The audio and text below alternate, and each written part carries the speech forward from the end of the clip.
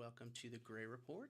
We are reporting live. You see, we have the little window up there that shows that we're live, and now we are watching from the Federal Reserve YouTube channel a live broadcast of the Federal Reserve Open Market Committee statement on interest rates, highly anticipated. And you're here, and we're here live. I'm here with Jay Reeder, who's the Chief Investment Officer at Gray Capital, and he's bringing his expertise in and speaking a little bit about the impacts, potential and actual, of an interest rate cut from the Federal Reserve. Now, right now, okay, so there's some kind of educational explainer video that's happening right now. I think it almost seeing that it is 2 p.m. and the Fed decision is imminent, we should be able to look up maybe. I know that they have an embargo that is lifted at 2 p.m. So Fed interest rate decision. It's not coming live. Set to cut rates. I feel like we are on the cusp of a by-the-minute piece of news that once it's released, we're going to discuss the implications for the multifamily market and for the economy in general. We are live on the Gray Report, your source for the best news, research, and reports on multifamily, commercial real estate, housing, and the economy. I am Matt Bastnagel, to be joined in a few minutes with the usual host Spencer Gray, but we are blessed today to have on as a guest Jay Reeder. Jay Reeder is the Chief Investment Officer at Gray Capital. Thank you so much for coming here. And let's just check really quick. If I could Google it again and refresh, it's 2:01 now, and there should be, you know what, we're going to... I think I saw one down there, someone saying 50 bips. Feds cut rate by 50 basis points. This was the expected rate cut. That's very interesting too, because I was going to guess that it was going to be a 25-point basis cut, and my reasoning was because it's purely psychological. He loves to be the hawk. He doesn't want to be the dove. Wants to have something else to hold. But yeah, what was your take? I thought they would probably go a little bit heavier on the initial cut, and then I kind of today have been keeping an eye on Chatham and looking at kind of the forward look and what it's doing with kind of rate caps and what the pricing of that, and pricing on that has virtually not changed for 2 weeks. Yeah. And so I think that most of the people had whatever rate cut kind of priced in on that, and I hadn't seen any. So when you're talking about rate caps, so this is when people are kind of hedging against higher interest rate cuts? Higher interest rates. Yeah. No, so the reason I've been kind of spiking against that is, so we just bought Solana, and on that we had to buy a rate cap because we assumed a floating rate debt on that. Yeah. And so I, in my head, have known what pricing on that was, and pricing on that is based off of the SOFR futures. So I've been kind of gauging as this announcement's kind of coming, okay, how much has the market been moving relative to that? And I think for the last 2 weeks, it's since it dropped a little bit over Labor Day weekend, and then kind of since after Labor Day, that is held pretty firm. So I was checking right before I came on here to see if it had jumped up or down, and it's been same all day today. So I think the market had pretty much priced in that 50 basis point cut. Interesting. So I think seems a little bit more meaningful to me than... Now, I like the Fed Watch tool. They gave a 55% chance that it was 50 basis points and a 45% chance that it would be a 25 basis point cut. And looks like it was slightly that the 50 basis point cut won out, but I wonder what the difference is between that and watching for rate caps, because it seems, I guess in both cases there's money on the line. They're both kind of driven by the futures markets and stuff like that. But I think that this is good news. I'm wondering what the psychological reaction is, whether it is going to send markets into a bout of overabundant enthusiasm, or whether it will be business as usual. Maybe they did price this in a long time ago, but I don't know. How is it going to change? My question for you is, how would it change kind of day to day or going forward? What do you think is going to happen in the multifamily market? And I mean, there's lots of answers to that question. I think the easiest one, and if you talk to any broker that's trying to sell a deal, it's like, well, interest rates are going down. We can sell for a lower cap rate. And I think one of the things that here at Gray Capital we have really been looking at over the last couple years since kind of the run up in 2022 is what is the difference between the value of the property and what is the value of the property as a kind of financial product, so to speak, because a lot of the time we made money, especially when rates were super, super low, is that difference between the interest rate that you could get on the loan and borrowing against it versus the cap rate or stabilized yield you were buying the property for. So having that spread there is kind of where you made your money.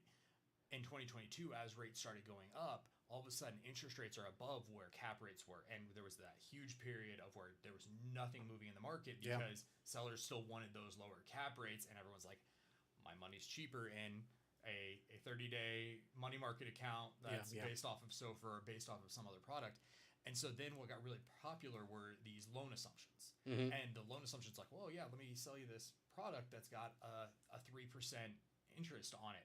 But they were selling it for a low cap rate, and they were trying to still, again, just sell the spread between what the interest rate was and then what the cap rate was.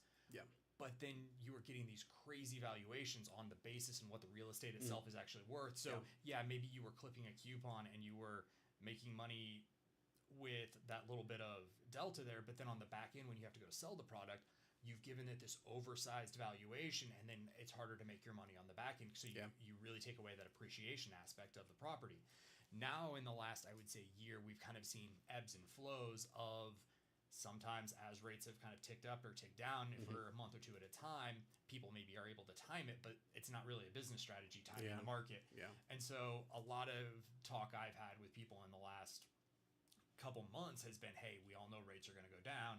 That should justify some of these lower cap rates, but it doesn't solve for the fact that that's kind of financial engineering the value of the property if some of the other basic fundamentals aren't there.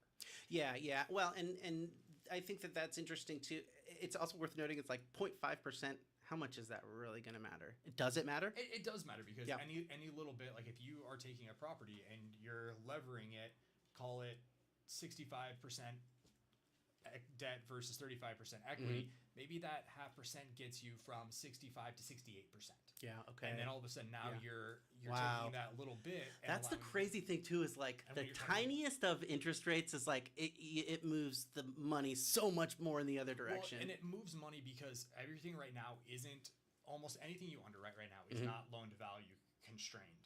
It's debt service coverage ratio. And so all of a sudden, those little bits of movement on the debt all of a sudden allow you to have kind of that expansion there and all of a sudden size up maybe more money than you would think based off of the ability to have that NOI ratio in a better situation by, call it 50 bits. Would lower interest rates mean that you could get a bigger loan to value, or are they independent of each other? I think it's not independent of each other, but what a lot of people would say is you could get a bigger loan, but by getting a bigger loan, if people were assuming getting 65% loan to value before, we can get that bigger loan, but it's still going to be 65% loan to value, and it's just going to push the purchase price higher. Oh, okay, all right, got it. So I would love, in my situation, I'd love for the purchase price to stay at the same place and be able to get that little bit of extra leverage. So before, I remember it wasn't 65%. It was closer. It was a little higher in like 2 or 3 years ago. Oh yeah, there have been times where you could get 70%. I mean, and there are still opportunities where you can still do that in the market. But I would say kind of your stabilized kind of run-of-the-mill deal, if there isn't like a value-add component or some other things where a lot of times some of that better leverage comes on bridge loans because you're going to like a stabilized exit rate, and so they're being maybe a little bit more aggressive on kind of your bridge financing. Now, a lot of that has come in a little bit because of some of the risks in the market, but I would say where you saw a lot of that kind of pushing leverage was on bridge loans kind of in the 2020-2021 period, and then kind of pulling back, I would say I've maybe gotten a couple of between 65 and 70, but I would say for the most part, 65 is kind of what I'm seeing everything sized to in the market right now. Interesting. I am wondering. So I just have the Federal Reserve live. So their press conference is going to be at 2:30. We just reviewed. The big news here is the 0.5% basis point cut, and I am very interested in what this is going to mean in terms of like deal activity, and is it going to make people come out of the market and want to sell or want to buy and think that this is a good environment right now, or are they going to wait till 2025 when maybe there's another one or two interest rate cuts? That's what I'm super curious about, is how this is going to impact market activity, because I feel like there is a certain amount of people, not all of them, that aren't going to go on the Excel sheet. They're going to go on what they think the future is going to be instead of like what it is now. They'll speculate a little bit and try and get ahead of the market. I think that your answer, or the answer to your question, is kind of in what have people been doing to this point, because we've seen a lot of activity in the market. I wouldn't say a lot, but we've seen activity in the market. It's not like there have been no sales for last year. We bought 2 this year. Yep. And I think people that are convinced future values are going to be have been active in the market previously and have been kind of stacking deck ready to go. I do think that there is going to be a pretty quick flood to market with some money of people seeing interest rates coming down and being like, okay, I don't want to miss the boat. Yeah. I mean, we've even seen that in some deals that we've gone after recently, that I think people really want to go after quality. And so I've seen some deals that they come out, there's some initial kind of pricing guidance, and sometimes it's there, sometimes it's a little bit short. And I would say probably for about a year I saw almost all deals kind of coming up short. Like, it didn't matter what deal it was. Like almost, below the whisper below price. What the whisper price. Yeah. Almost everything came in below that. I would say in the last 3 months. I would also say that maybe the whisper price is a little too big. but I think 6 of 1, yeah. What's happened now is maybe we've kind of found that equilibrium, because I would say that in the past 3 months I have seen deals that have both gone above and below whisper price, but I think the big differentiation on those is vintage and quality of asset or quality of location. I mean, the new construction, maybe 2018 and newer and growing areas, I have seen those far surpass whisper price in the last 60 days. Wow, in the last 60 days. So, and that's something that Spencer has talked about too, is really within the past month or two, things took a dramatic turn. It seems like a lot of people realize this at the same time. I still think that there's another inflection point coming to where things really start to shift, and where we start. And Spencer's noticed this too in his conversations after we sold, or after we bought Solana. Sorry, the events was like, yeah, now I'm kind of more excited, and I was like, all right, well, talk to me a month ago, and that would have been a little bit easier for us. But we did get that funded. But I wonder if it's going to be easier to get future investment projects funded, because the general investor sentiment of not the average Joe investor, but like the average multifamily investors, probably going to see lower rates and be like, oh yeah, actually now I'm more willing to. I think where that has come is we've known that rates are going to be cut for a while. We haven't known exactly what it is, but we were given indication that rates were going to get cut. And so all of a sudden, a lot of people, and even myself included, like when I'm looking at how I want to invest money, stuff like that, it's like, okay, I could invest here, I could invest in the stock market, or like I could put my money in a money market account and kind of see which way the wind starts blowing once the money markets aren't 5.5 anymore, because we kind of all knew they weren't going to be. Yeah. And kind of with that shift in philosophy about a month ago, us knowing that shift is going to happen, all of a sudden now people are like, okay, now I need to start deploying, because I'm not going to get 5.5 in my money market account anymore. Yeah. And so I think that's where maybe the shift is kind of coming from, is now that we know that it's no longer going to be these high yields on bonds, money market accounts, all of that. So an alternative. Now it's like, okay, do I need to get back in the stock market? Do I need to get into alternatives? And now we're seeing those people like, okay, I can't just sit in cash anymore. Where am I going to put it to? And I think that's where a lot of that shift has come, is kind of now that it's been signaled, you're not going to get that anymore. People are starting to like, okay, now I really want to think about where I want to put that money.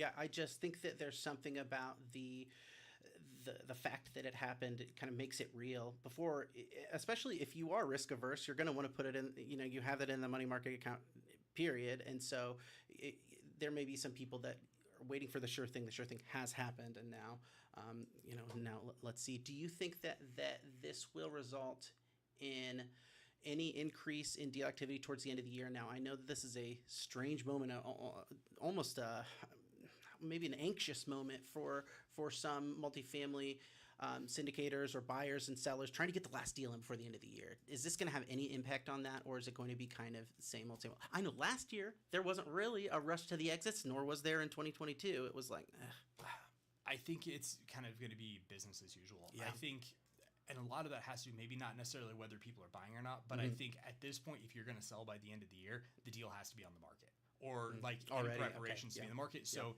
even if there's lots of buyers ready to buy a deal, there may not be deals for them to buy. Okay. And so I think that's kind of where the rub maybe is. There may be a lot of people that are looking to place money and looking to put money back in, which is maybe why some of those Class A deals that we have seen lately have gone up significantly in value, because all of a sudden people are looking to place them, but people can't place money if deals don't exist. Yeah. And so what I think is probably what you're going to see is, because of this, maybe some people who are holding on to deals waiting for that turn, maybe Q1, Q2 next year are going to bring those out. And then you're going to see, okay, what people go after, what types of deals. Okay, yeah, interesting. I'd like to get into a little bit now. I know that the Federal Reserve press conference is in 15 minutes, but I think we kind of covered a little bit about what the impact on the market might be, and I'm going to throw a little bit of an audible here and show this article that we have from Apartment List. It is on millennial home ownership. Now, Jay, I'm going to do a lot of the heavy lifting, but I will ask for your input here as we move forward. And I know you're quick on your feet. You have never failed me before, so I appreciate you. Okay, so this report, millennials, as Rob Warnock writes here, have developed a somewhat difficult or a somewhat unique reputation for struggling in the housing market. To that, I respond, yeah, that's true. I think it's pretty abundantly true. And millennials came of age during the Great Recession and the attendant housing crisis, and while Warnock rightly notes that millennials are actually the third consecutive generation to purchase homes slower than those who preceded them, it does seem to sting a little harsher for the millennial generation compared to their older forebears. Yeah, boomers and Gen X had some share of their struggles owning a home, but now, Jay, I'm glad you're here too, because I'm about to butcher a Dark Knight Rises quote. Millennials were born in the darkness. They were molded by it. They didn't see light until they were already a man. It took them a while. They know the sting of unaffordable housing a little bit more than I think of the older generations do. The great financial crisis of the late 2000s left that lasting impression, and I think a real cynicism towards the housing market. And there's no stats about their feelings right now, but there is stats about their home ownership rate, and it was significantly lower than previous generations. Rob Warnock does show us a very interesting wrinkle in the millennial housing narrative that almost goes against this narrative that we're talking about. It looks like if you are fixing for same age, millennials are almost intersecting with Gen X. So same age Gen X. So the oldest millennial group is 42, 43, something like that. Now, when Gen X's were 42, 43, they were owning homes at about 60%, and millennials are owning homes at about 60%. This is the only real time in this. Now, this chart right here, just for the listeners here, shows home ownership rates as a specific generation ages. So home ownership rates when the silent generation was 40 was when the silent generation was 40 was over 70%. Well, the home ownership rate for Gen X when they were 40 was under 60%, and so on. So each older generation has higher home ownership rates for that same age. I think the notable thing, and they don't really note this that harshly.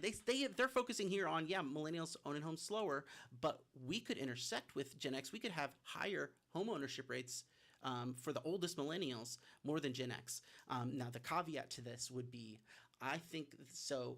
As the millennials age, that 43 or this line that we see almost intersecting and could go lower, because the average of all the millennials right now, we're only measuring these millennials that are 42 are practically Gen X's. So that I think that kind of skews things just a little bit. However, I think that it's a really interesting point here, and it showcases the rapid effects and the rapid changes in home ownership during the Great Recession and during this most recent recession and pandemic.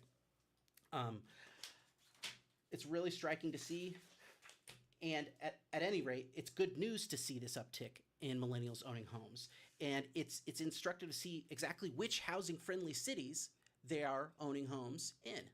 So we have a list here of home ownership rates by metropolitan area. And one thing that is incredibly notable is the top 6 here are all in the Midwest. And they all are well above, so the average is 45.5%. Now, these top 5 in the Midwest are well above that average, above 50%. Minneapolis, Minnesota, Grand Rapids, Michigan, Cincinnati, Ohio, Louisville, Kentucky, Indianapolis, Indiana, St. Louis, Missouri. Now, just a side note here, Apartment List is counting Louisville, Kentucky as a market in the Midwest. Technically, according to the U.S. Census Bureau, the state of Kentucky is in the South and not in the Midwest region. But I think it's totally fair to claim Louisville as Midwestern. For one, it borders a great Midwestern state of Indiana. And for two, it's actually, the state of Kentucky is already farther north than Missouri. So, and Missouri's in the Midwest, so I think you can count Louisville. Well, that's my stretch. It's a borderline. Now, one thing I want to touch on, if you go back up to what we were looking at before and look at where millennials were in relation to Gen X, notice on the last couple of years on both millennial and Gen X, though, both of those ticked up pretty starkly. And I think one of those things that I've talked about with Spencer before, and I think we'll kind of see it, is I don't have proof of this, but this is just me thinking through it. I think we're starting to see some of that, what they're calling the great transition of wealth. Because in my head, that's the first thing I thought of too. My head, I'm looking at, I'm like, how many millennials are going to go buy, or not millennials, Gen X's are going to go buy their first house, or percent of them are going to buy their house at age 58. And so in my mind, it's probably not going and buying a house. It's probably you're inheriting a house. And so I think that you're starting to see some of that transfer of wealth, specifically kind of in those numbers.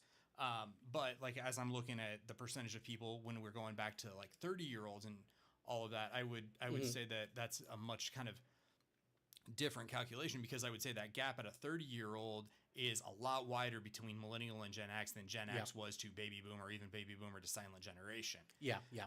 I think that if you want to look at that, I have here the home ownership rate in general for all of the populations. Now, I also have a nice handy graph that groups it out by age group, but that's cheating. That's I'm going to introduce that later. So this is overall home ownership rate, not separated by the generations or anything. Because I also, the one thing that this Apartment List graph does not do is illustrate the current picture and the current environment of home ownership at a given time. It just tells you what ages in what generations.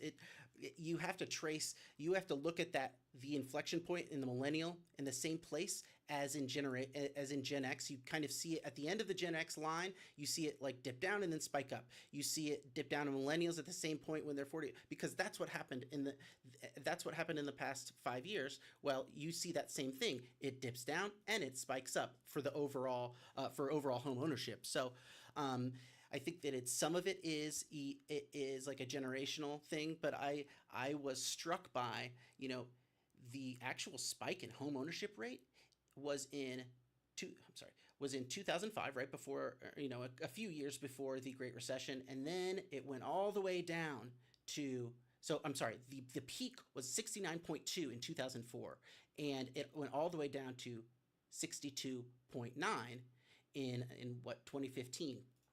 And ever since then, it has been kind of generally trending up. I'm excluding right now the big spike when it went up 2% in one quarter during the pandemic. Everyone was buying a home, but then it kind of settled down a little bit, and it's continuing a broad path upward, the home ownership rate. And right now, it's kind of hovering around 65, 66%. Now, what I also think is notable in Q1, there was from Q1 to Q2 in 2022. There was this small spike in homeownership rate during 2022. I think people were getting in before the rate cuts. Well, and I think one of the things that I just find interesting, and I question a little bit on this graph, is this is percent of home ownership. Yeah. So how did we get a 2% swing? I mean, in 2020, that's 2% of the country were owning more homes during COVID. Yeah.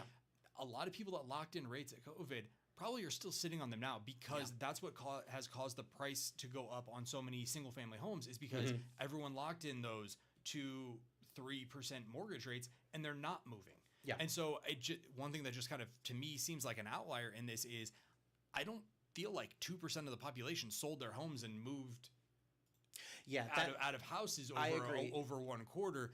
I think that there are people that would like to get into, and I think that's where we see in our kind of industry of maybe there are some retirees that are selling it and going, and then obviously you have the generations that are kind of matriculating out of colleges and getting into the work balance, and they need to have some place to live, so where they're living in apartments. Yeah. And maybe they're doing it for mobility, but in an area where supply has been so constrained on the housing market because people don't want to sell because they have this great low interest rate, I would be surprised that it would in a quarter move 2%. Yeah, I agree there. And for all we know, it could have been like the reporting was wonky at that time because there's a lot of these graphs that they just have a gap in certain times during the pandemic because they just couldn't gather that data at that point. But to kind of return to the apartment list article, they do talk about these regions. Now, I mentioned them before, how the Midwest is outperforming other ones. The Midwest has these above 50%, whereas if you go all the way down to the lowest one, the lowest homeownership rate is in Los Angeles, California at 20%, less than half the average, definitely less than half the average of these Midwestern markets.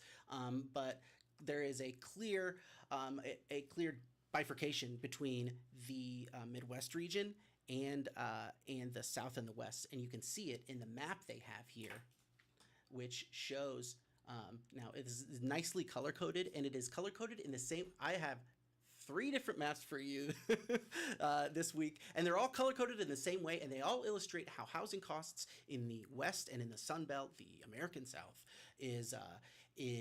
are way higher, and it's super easy to see how low they are actually in the Midwest. So places like Indianapolis, Carmel, Anderson, they have an above average home ownership rate. Now, I'm using this also as a proxy for home prices, because if you look at, here's my second great map here, same colors.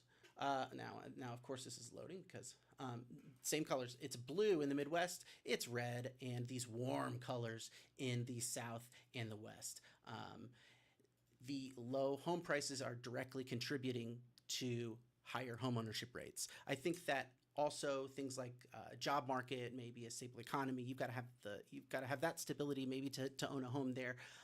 But largely, this is a product of home prices. And my open question then is how might this affect things in the future, and how might this affect migration trends? I'm specifically, I'm openly wondering whether people are going to move to places where the housing's cheaper, or is it really like that doesn't really happen? I know we're past this point of the remote work boom where everyone was able to move anywhere. They could move to like Asheville. They moved to all the cool like woodsy areas or beach areas, and that ended up boosting the housing demand now. But it's also, I wonder if housing affordability will be so expensive where there will be a meaningful effect of in-migration into more affordable Midwestern cities. So I know you got to have a job, right? You're not going to move somewhere if you don't have a job for the most part, but maybe you open up Indeed or LinkedIn or whatever, and you filter by, jobs available in Grand Rapids or jobs available in Indianapolis, and you start looking for them and figuring out to move. That's not out of the question. It's not out of the question, but I think it's all going to be relative, because if you think about we've kind of seen this swing on remote work, where obviously, like you said, people went fully remote and could go anywhere they wanted to. Go to the mountains in Montana, go to Asheville, North Carolina, and you could work about anywhere.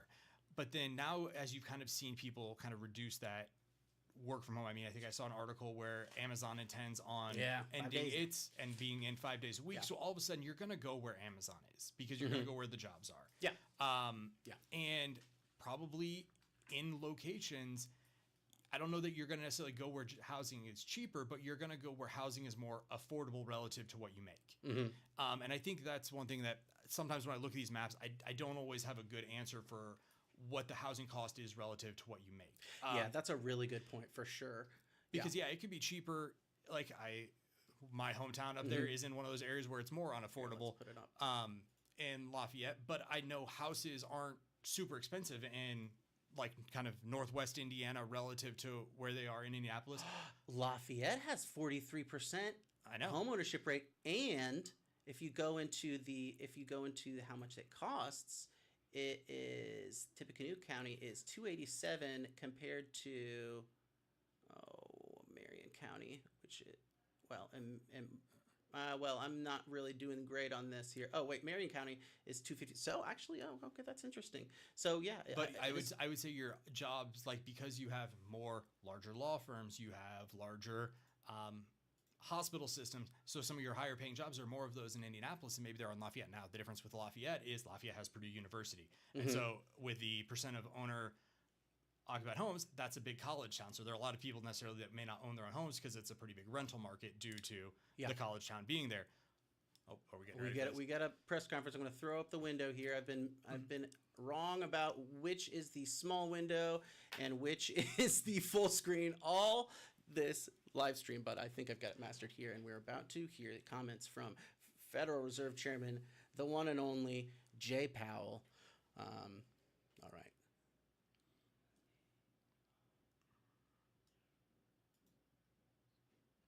Achieving our dual mandate goals of maximum employment and stable prices for the benefit of the American people. Our economy is strong overall and has made significant progress toward our goals over the past 2 years. The labor market has cooled from its formerly overheated state. Inflation has eased substantially from a peak of 7% to an estimated 2.2% as of August. We're committed to maintaining our economy's strength by supporting maximum employment and returning inflation to our 2% goal. Today, the Federal Open Market Committee decided to reduce the degree of policy restraint by lowering our policy interest rate by a half percentage point. This decision reflects our growing confidence that with an appropriate recalibration of our policy stance, strength in the labor market can be maintained in a context of moderate growth and inflation moving sustainably down to 2%. We also decided to continue to reduce our securities holdings. I will have more to say about monetary policy after briefly reviewing economic developments. Recent indicators suggest that economic activity has continued to expand at a solid pace. GDP rose at an annual rate of 2.2% in the first half of the year, and available data point to a roughly similar pace of growth this quarter. Growth of consumer spending has remained resilient, and investment in equipment and intangibles has picked up from its anemic pace last year. In the housing sector, investment fell back in the second quarter after rising strongly in the first. Improving supply conditions have supported resilient demand and the strong performance of the U.S. economy over the past year. In our summary of economic projections, committee participants generally expect GDP growth to remain solid, with a median projection of 2% over the next few years. In the labor market, conditions have continued to cool. Payroll job gains averaged 116,000 per month over the past 3 months, a notable step down from the pace seen earlier in the year. The unemployment rate has moved up, but remains low at 4.2%. Nominal wage growth has eased over the past year, and the jobs to workers gap has narrowed. Overall, a broad set of indicators suggest that conditions in the labor market are now less tight than just before the pandemic in 2019. The labor market is not a source of elevated inflationary pressures. The median projection for the unemployment rate in the SEP is 4.4% at the end of this year, 0.4 higher than projected in June. Inflation has eased notably over the past 2 years, but remains above our longer run goal of 2%. Estimates based on the Consumer Price Index and other data indicate that total PCE prices rose 2.2% over the 12 months ending in August, and that excluding the volatile food and energy categories, core PCE prices rose 2.7%. Longer-term inflation expectations appear to remain well anchored, as reflected in a broad range of surveys of households, businesses, and forecasters, as well as measures from financial markets. The median projection in the SEP for total PCE inflation is 2.3% this year, and 2.1% next year, somewhat lower than projected in June. Thereafter, the median projection is 2%. Our monetary policy actions are guided by our dual mandate to promote maximum employment and stable prices for the American people. For much of the past 3 years, inflation ran well above our 2% goal, and labor market conditions were extremely tight. Our primary focus had been on bringing down inflation, and appropriately so. We are acutely aware that high inflation imposes significant hardship as it erodes purchasing power, especially for those least able to meet the higher costs of essentials like food, housing, and transportation. Our restrictive monetary policy has helped restore the balance between aggregate supply and demand, easing inflationary pressures and ensuring that inflation expectations remain well anchored. Our patient approach over the past year has paid dividends. Inflation is now much closer to our objective, and we have gained greater confidence that inflation is moving sustainably toward 2%. As inflation has declined and the labor market has cooled, the upside risks to inflation have diminished and the downside risks to employment have increased. We now see the risks to achieving our employment and inflation goals as roughly in balance, and we are attentive to the risks to both sides of our dual mandate. In light of the progress on inflation and the balance of risks, at today's meeting, the committee decided to lower the target range for the federal funds rate by a half percentage point to 4.75% to 5%. This recalibration of our policy stance will help maintain the strength of the economy and the labor market, and will continue to enable further progress on inflation as we begin the process of moving toward a more neutral stance. We are not on any preset course. We will continue to make our decisions meeting by meeting. We know that reducing policy restraint too quickly could hinder progress on inflation. At the same time, reducing restraint too slowly could unduly weaken economic activity and employment. In considering additional adjustments to the target range for the federal funds rate, the committee will carefully assess incoming data, the evolving outlook, and the balance of risks. In our SEP, FOMC participants wrote down their individual assessments of an appropriate path for the federal funds rate based on what each participant judges to be the most likely scenario going forward. If the economy evolves as expected, the median participant projects that the appropriate level of the federal funds rate will be 4.4% at the end of this year and 3.4% at the end of 2025. These median projections are lower than in June, consistent with the projections for lower inflation and higher unemployment, as well as the changed balance of risks. These projections, however, are not a committee plan or decision. As the economy evolves, monetary policy will adjust in order to best promote our maximum employment and price stability goals. If the economy remains solid and inflation persists, we can dial back policy restraint more slowly. If the labor market were to weaken unexpectedly or inflation were to fall more quickly than anticipated, we are prepared to respond. Policy is well positioned to deal with the risks and uncertainties that we face in pursuing both sides of our dual mandate. The Fed has been assigned two goals for monetary policy: maximum employment and stable prices. We remain committed to supporting maximum employment, bringing inflation back down to our 2% goal, and keeping longer-term inflation expectations well anchored.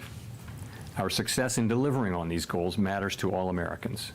We understand that our actions affect communities, families, and businesses across the country. Everything we do is in service to our public mission. We at the Fed will do everything we can to achieve our maximum employment and price stability goals. Thank you. I look forward to your questions. Steve. Steve Leisman, CNBC. Thank you, Mr. Chairman, for taking our questions. In July, you said you weren't necessarily thinking about a 50. You didn't want to be specific, but you said you were thinking about a 50. The inflation data last week came out a little firmer than expected. Retail was strong, third quarter GDP running 3%. So what changed and made the committee go 50, and how do you respond to the concerns that perhaps it shows the Fed is more concerned about the labor market? And I guess, should we expect more 50s in the months ahead? And based on what should we make that call? Thank you. So Okay, a lot of questions in there. Let me jump in. So since the last meeting, we have had a lot of data come in. We've had the 2 employment reports, July and August. We've also had 2 inflation reports, including one that came in during blackout. We had the QCEW report, which suggests that suggests that the payroll report numbers that we're getting may be artificially high and will be revised down. You know that. We've also seen anecdotal data like the Beige Book. And so we took all of those and we went into blackout and we thought about what to do, and we concluded that this was the right thing for the economy, for the people that we serve, and that's how we made our decision. So that's one question. What was the second and How third? do we make the, sorry, thank you, sir. How do we figure out in the months ahead, is there another 25 or 50 coming in? Based on what shall we make that call? Thank you. Sure. So a couple things.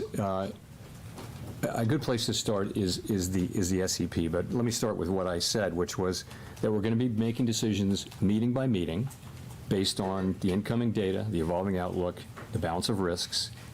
If you look at the SEP, you'll see that it's a process of recalibrating our policy stance away from where we had it a year ago when inflation was high and unemployment low, to a place that's more appropriate given where we are now and where we expect to be. And that process will take place over time. There's nothing in the SEP that suggests the committee is in a rush to get this done. This process evolves over time. Of course, that's a projection. That's a baseline projection. We know, as I mentioned in my remarks, that the actual things that we do will depend on the way the economy evolves. We can go quicker if that's appropriate. We can go slower if that's appropriate. We can pause if that's appropriate. But that's what we were contemplating. Again, I would point you to the SEP as just an assessment of where of what the committee is thinking today, what the individual members, rather, of the committee are thinking today, assuming that their particular forecasts are realized. Go to Chris. Hi, Chris Rugaber at Associated Press. Thank you. The projections show that the Fed officials expect the Fed funds rate to still be above their estimate of long-run neutral by the end of next year. So does that suggest you see rates as restrictive for that entire period? Does that threaten the weakening of the job market that you said you'd like to avoid? Or does it suggest that maybe people see the short-run neutral as a little bit higher than Thank you. I think the way I would really characterize it is this. I think people write down their estimate, individuals do. I think every single person on the committee, if you ask them what's your level of certainty around that, they would say there's a wide range where that could fall. So I think we don't know. There are model-based approaches and empirically based approaches that estimate what the neutral rate will be at any given time. But realistically, we know it by its works. So that leaves us in a place where we expect, in the base case, to be continuing to remove restriction, and we'll be looking at the way the economy reacts to that, and that'll be guiding us in our thinking about the question that we're asking at every meeting, which is our policy stance the appropriate one? We know, if you go back, we know that the policy stance we adopted in July of 2023 came at a time when unemployment was 3.5% and inflation was 4.2%. Today, unemployment is up to 4.2%, inflation's down to a few tenths above 2. So we know that it is time to recalibrate our policy to something that is more appropriate given the progress on inflation and on employment, moving to a more sustainable level. So that the balance of risks are now even. And this is the beginning of that process. I mentioned the direction of which is toward a sense of neutral. And we'll move as fast or as slow as we think is appropriate in real time. But what you have is our individual accumulation of individual estimates of what that will be in the base case. Howard. Howard Schneider with Reuters. How close was this in terms of a decision? You do have the first dissent by a governor since 2005, I think. Was the weight clearly in favor of a 50, or was this a very close decision? I think we had a good discussion. If you go back, I talked about this at Jackson Hole, but I didn't address the question of the size of the cut, left it open, and I think we left it open going into blackout. And so there was a lot of discussion back and forth, good diversity of division, excellent discussion today. I think there was also broad support for the decision that the committee voted on. So I would add, though, look at the SEP. All 19 of the participants wrote down multiple cuts this year, all 19. Okay. That's a big change from June, right? 7 of them wrote down 3 or more, and 17 of the 19 wrote down 3 or more cuts, and 10 of the 19 wrote down 4 or more cuts. So, there is a dissent, and there's a range of views, but there's actually a lot of common ground as well. Follow-up to that, now that this is in the books, can you give us some guidance as sort of follow-up to Steve on the pacing here? Would you expect this to be running every other meeting once we get into next year? Yeah, we're going to take it meeting by meeting. As I mentioned, there's no sense that the committee feels it's in a rush to do this. We made a good, strong start to this, and that's really, frankly, a sign of our confidence. Confidence that inflation is coming down toward 2% on a sustainable basis. That gives us the ability. We can, make a good, strong start, but. And I'm very pleased that we did. To me, the logic of this, both from an economic standpoint and also from a risk management standpoint, was clear. But I think we're going to go carefully, meeting by meeting, and make our decisions as we go. Gina. Hi, Chair Powell. Gina Smilek of the New York Times. Thanks for taking our questions. You and your colleagues in your economic projections today see the unemployment rate climbing to 4.4% and staying there. Obviously, historically, when the unemployment rate climbs that much over a relatively short period of time, it doesn't typically just stop. It continues increasing. And so I wonder if you can walk us through why you see the labor market stabilizing, sort of what's the mechanism there, and what do you see as the risks? So, again, the labor market is actually in solid condition. And our intention with our policy move today is to keep it there. You can say that about the whole economy. The U.S. economy is in good shape. It's growing at a solid pace. Inflation is coming down. The labor market is in a strong pace. We want to keep it there. That's what we're doing. Sorry, Nick.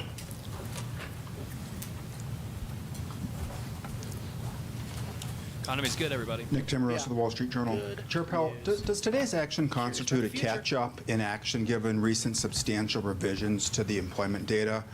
Or is this larger than typical rate cut a function of the elevated nominal level of the policy rate such that an accelerated cadence could be expected to continue? Okay. That's a $10 word to know. Multiple questions in there. But so I would say we don't think we're behind.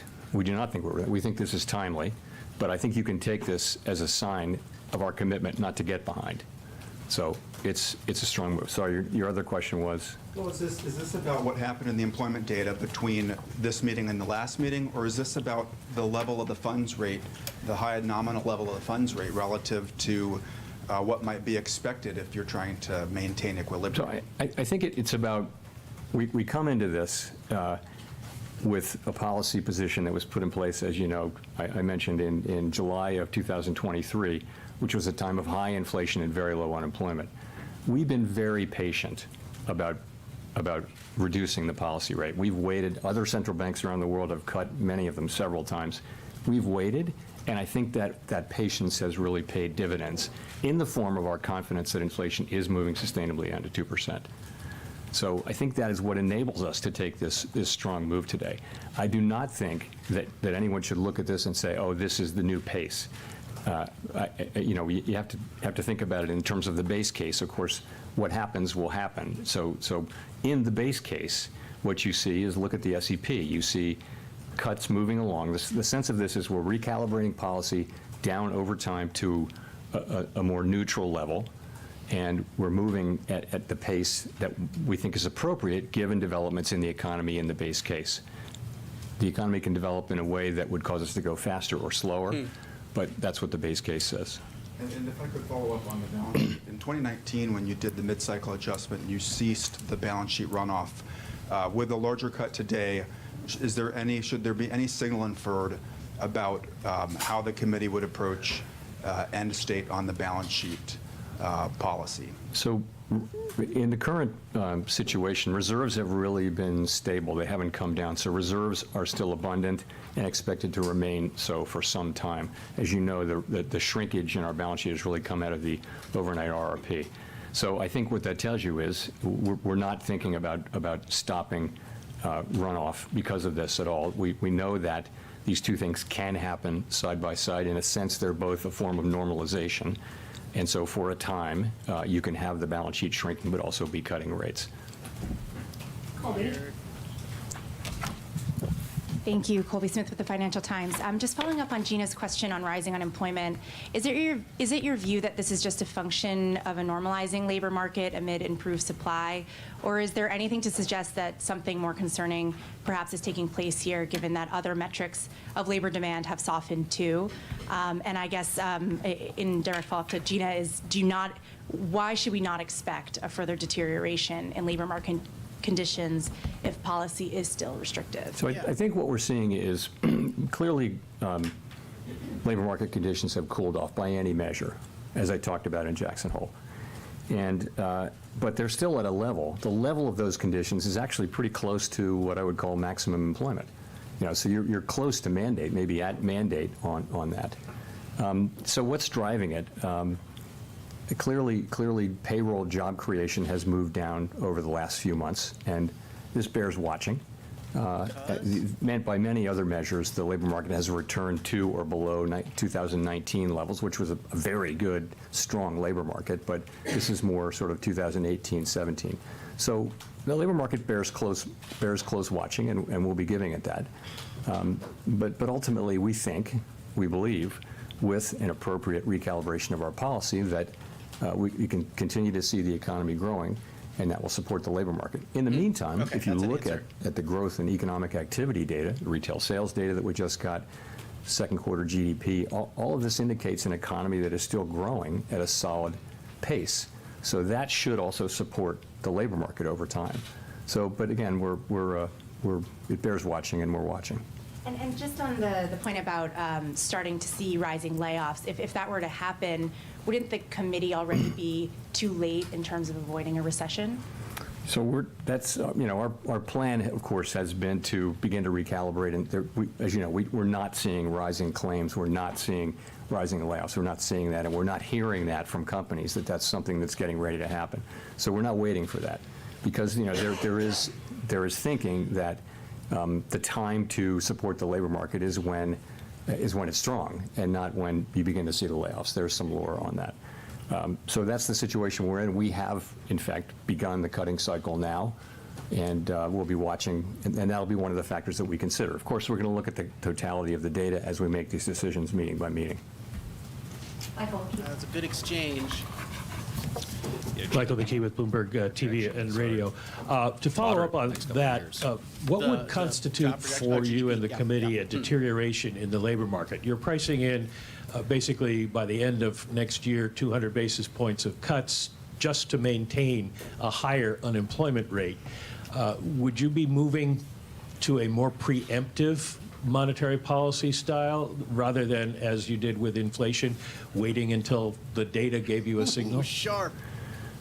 We're going to be watching all of the data, right? So if, as I mentioned in my remarks, if the labor market were to slow unexpectedly, then we have the ability to react to that by cutting faster. We're also going to be looking at our other mandate, though.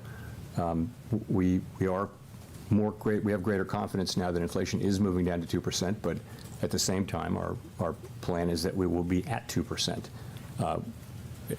over time. So, and policy, we think, is still restrictive, so that should still be happening. I'm just curious as to how sensitive you'll be to the labor market, since you forecast we are going to see higher unemployment, and it is going to take a significant amount of monetary easing to just maintain it. So, what I would say is we don't think we need to see further loosening in labor market conditions to get inflation down to 2%. But we have a dual mandate, and I think you can take this whole action as take a step back. What have we been trying to achieve? We're trying to achieve a situation where we restore price stability without the kind of painful increase in unemployment that has come sometimes with disinflation. That's what we're trying to do. So And I think you can take today's action as a sign of our strong commitment to achieve that goal. Well, and I don't want to trigger inflation again. I think The mayor's saying a potential for higher Hi, unemployment. Chair in Powell. Rachel Siegel 2025, from the Washington Post. Thanks for taking our but not much questions. higher than You're 2024. describing this view that you don't think you're behind when it comes to the job market. Can you walk us through the specific data points that you found to be most helpful in the discussions at this meeting? You've mentioned a couple, but would you be able to walk us through what that dashboard told you as far as what you know about the job market now? Sure. So we'll start with unemployment, which is the single most important one probably. You're at 4.2%. That's, I know that's higher than we were used to seeing numbers in the mid and even below mid threes last year. But if you look back over the sweep of the years, that's a very healthy unemployment rate. And anything in the low fours is a good labor market. So that's one thing. Participation is at high levels. It's, we're right adjusted for demographics, for aging. Participation's at pretty high levels. That's a good thing. Wages are still a bit above what would be, their wage increases rather, are still just a bit above where they would be over the very longer term to be consistent with 2% inflation, but they're very much coming down to what that sustainable level is, so we feel good about that. Vacancies over, per unemployed is back to what is still a very strong level. It's not as high as it was.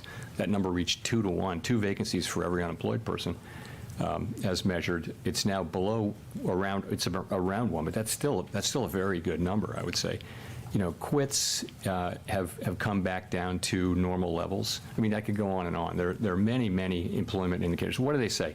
They say this is still a solid labor market. The question isn't the level. The question is that there has been change, particularly over the last few months.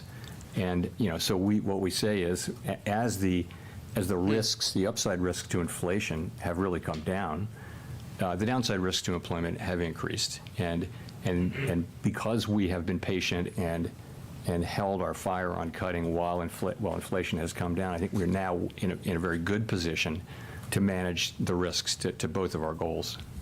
And what do you expect to learn between now and November that will help inform the scale of the cut at the next meeting? More data, the usual. The data. Don't look for anything else. Love it. Just more We'll see data. another labor report. We'll see Love the data. another We've jobs recently report. I subscribed think to a great we actually YouTube get we get a second jobs report on the Great day Kaplan of the YouTube meeting, I think. No, on the Friday before the meeting. And inflation data. We'll get all this data. We'll be watching. It's always a question of look at the incoming data and ask what are the implications of that data for the evolving outlook and the balance of risks, and then go through our process and think what's the right thing to do. Is policy where we want it to be to foster the achievement of our goals over time? So that's what it is, and that's what we'll be doing. Neil. Thanks. Hi, Chair Powell. Neil Irwin with Axios.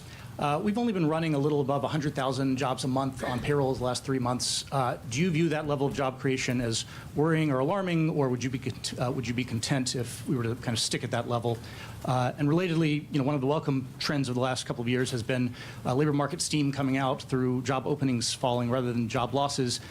Do you think that trend has further to run, or do you see risk that further labor market cooling will have to come through job losses? So on the job creation, it depends on the inflows, right? So if you're having millions of people come into the labor force, and you're creating 100,000 jobs, you're going to see unemployment go up. So it really depends on what's the trend underlying the volatility of people coming into the country. We understand there's been quite an influx across the borders, and that has actually been one of the things that's allowed unemployment rate to rise. And the other thing is just the slower hiring rate, which is something we also watch carefully. So it does depend on what's happening on the supply side. And on the beverage curve question, yes. So we all felt on the committee, not all, but I think everyone on the committee felt that job openings were so elevated that they could fall a long way before you hit the part of the curve where job openings turned into higher unemployment, job loss. And yes, I mean, I think we are it's hard to know that you can't know these things with great precision, but certainly it appears that we're very close to that point, if not at it, so that further declines in job openings will translate more directly into unemployment. But it's been a great ride down. I mean, we've seen a lot of tightness come out of the labor market in that form without it resulting in lower employment. Thanks, Chair Powell. Edward Lawrence, Fox Business. So we've heard some speculation that you may be going with the federal funds rate to 3.5%, maybe under 4%. And there's basically an entire generation that has experienced zero or near zero federal funds rate. Now, some think we're heading in that direction again. What's the likelihood that cheap money is now the norm? So this is a question, you mean after we get through all of this? It's just a great question that we can only speculate about. Intuitively, many people anyway would say we're probably not going back to that era where there were trillions of dollars of sovereign bonds trading at negative rates, long-term bonds trading at negative rates. And it looked like the neutral rate might even be negative. So people were issuing debt at negative rates. It seems that's so far away now. My own sense is that we're not going back to that. But honestly, we're going to find out. But it feels to me and that the neutral rate is probably significantly higher than it was back then. How high is it? I just don't think we know. We only know it by its works. And one more. How do you respond to the criticism that will likely come that a deeper rate cut now before the election has some political motivations? Yeah, so this is my fourth presidential election at the Fed, and it's always the same. We're always going into this meeting in particular and asking what's the right thing to do for the people we serve, and we do that, and we make a decision as a group, and then we announce it, and that's always what it is. It's never about anything else. Nothing else is discussed, and I would also point out that the things that we do really affect economic conditions for the most part with a lag. So nonetheless, this is what we do. Our job is to support the economy on behalf of the American people. And if we get it right, this will benefit the American people significantly. So this really concentrates the mind, and it's something we all take very, very seriously. We don't put up any other filters. I think if you start doing that, I don't know where you stop. And so we just don't do that. Jolene. Thank you, Chair Powell. I'm Jolene Kent with CBS News. My first question is, very simply, what message are you trying to send American consumers, the American people, with this unusually large rate cut? I would just say that, the U.S. economy is in a good place, and our decision today is designed to keep it there. More specifically, the economy is growing at a solid pace. Inflation is coming down closer to our 2% objective over time. And the labor market is still in solid shape. So our intention is really to maintain the strength that we currently see in the U.S. economy. And we'll do that by returning rates from their high level, which has really been, the purpose of which has been to get inflation under control. We're going to move those down over time to a more normal level over time. What do you think about the economy? To that, listening to you talk about inflation moving meaningfully down to 2%, is the Federal Reserve effectively declaring a decisive victory over inflation and rising prices? No, we're not. So inflation, what we say is we want inflation, the goal is to have inflation move down to 2% on a sustainable basis.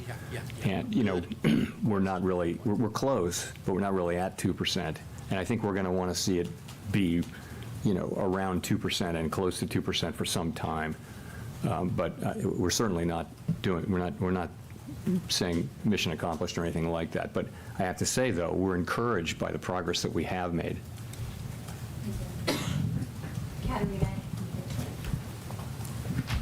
Hi, Katerina Saraiva with Bloomberg News. I just would love to know kind of how the committee is thinking about the persistence we've seen in housing inflation. Do you think you can return to 2% with housing inflation where it is? Yeah. So housing inflation is the one piece that is kind of dragging a bit, if I can say.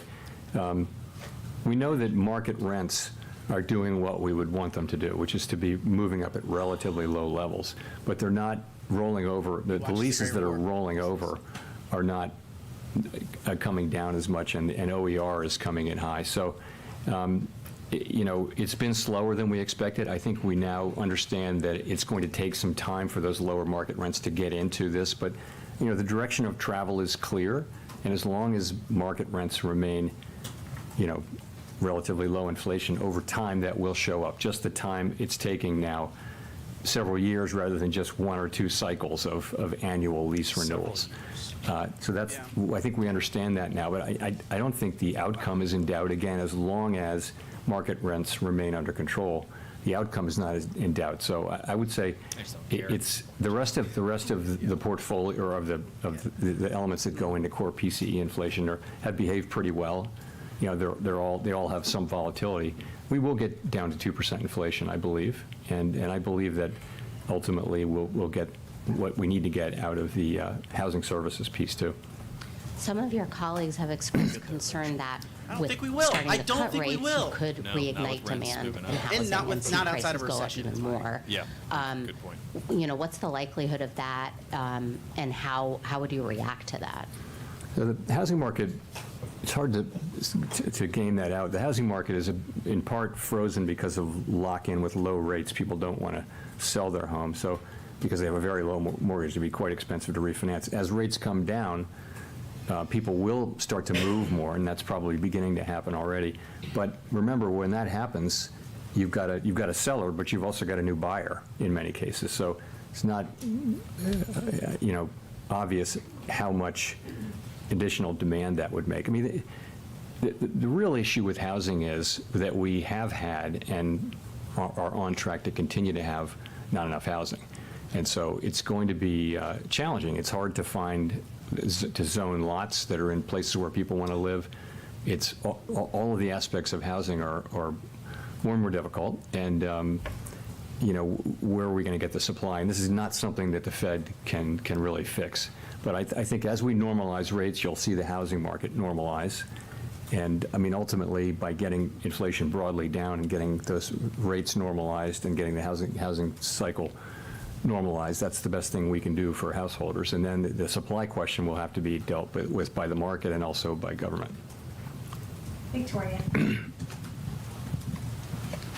Hi, Victoria Guido with Politico. Just following up on some of the labor market talk earlier, you know, monetary policy operates with long and variable lags, and I'm wondering how much you see being able to keep the unemployment rate from raising too much comes from the fact that you're starting to act now, and that's going to give people more room to run versus just the labor market is strong. And then also, if I could, following up on Nick's question. Bingo or a drinking game. Do you see today's 50 basis point move as partially a response to the fact that you didn't cut in July, and that sort of gets you to the same place? So you're right about lags, but I would just point to the overall economy. You have an economy that is growing at a solid pace. If you look at forecasters or talk to companies, they'll say that they think 2025 should be a good year too.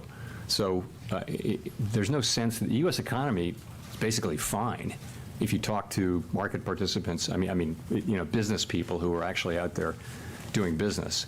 So I think, you know, I think our move is timely. I do, and as I said, you can see our 50 basis point move as a commitment to make sure that we don't fall behind.